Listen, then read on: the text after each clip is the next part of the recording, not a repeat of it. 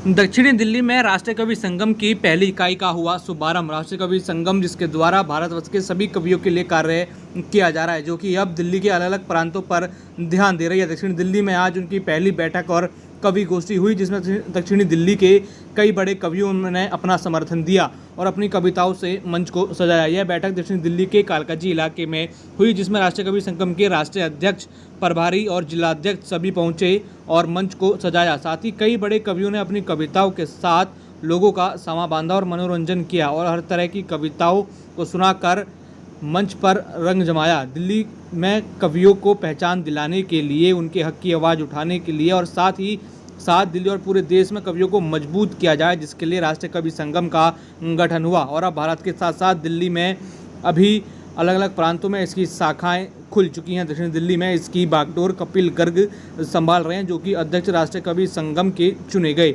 और उनके द्वारा पहली दक्षिण दिल्ली की बैठक और कवि गोष्ठी रखी गई। इसमें कई बड़े नामी ग्रामी कवि पहुंचे, जिन्होंने वहां मंच पर अपनी कविताओं से लोगों का मनोरंजन किया और हास्य कवि के साथ साथ वीर रस और हर प्रकार की कविता सुनाई। दक्षिणी दिल्ली की कार्य का ये शुभारंभ किया गया। हास्य का मुक्त है, कभी हास्य के लिए बहुत सारे देशों की यात्राएं हुई।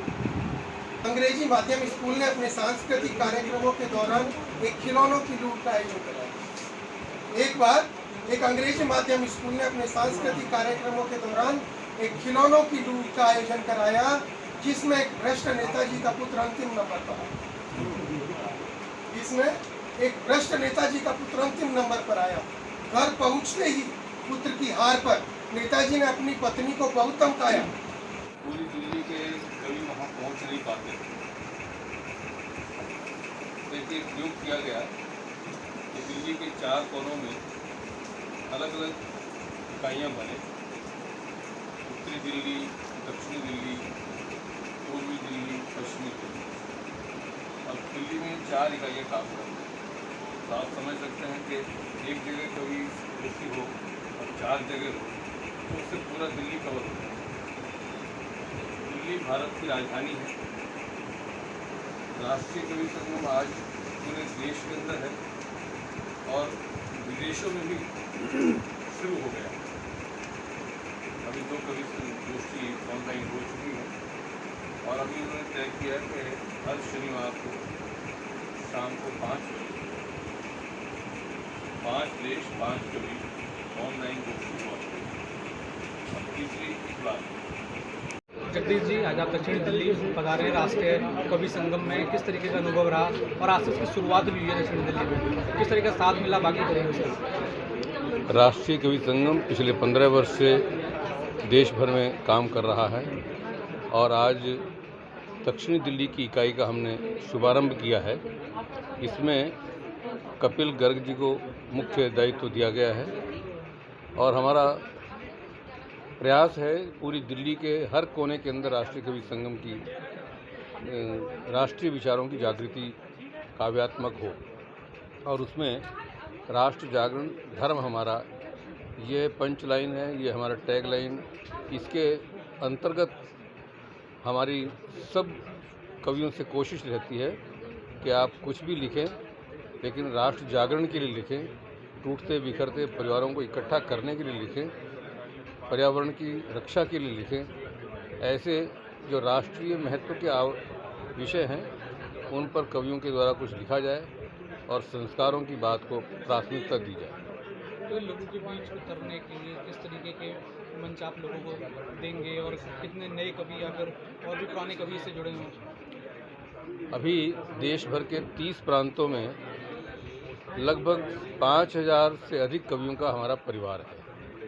हमारी मूल कोशिश ये रहती है कि युवा कलमकारों को खोजना, उनको तलाशना और उनको तराशना और उसके अंतर्गत उनको मंचों पर प्रस्थान करने लायक एक ऐसा उनमें निखार आ जाए कि वो देश भर में अपनी पहचान बनाएं। युवा कवियों के लिए हमारा एक विशेष कार्यक्रम भी चलता है, दस्तक युवा पीढ़ी की।